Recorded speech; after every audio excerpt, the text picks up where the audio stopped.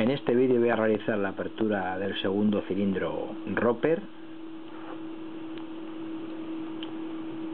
Es una conocida marca de puertas, sobre todo metálicas, de trastero, y deben haber encargado su propio cilindro.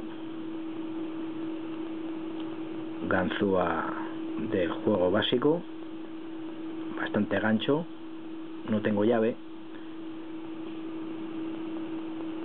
pero sé que tengo que meter el último bastante.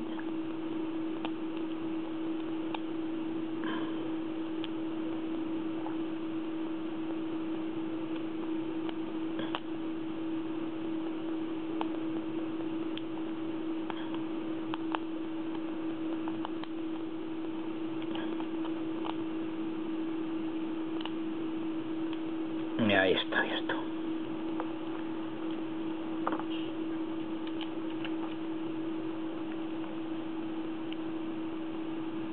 Hasta el próximo.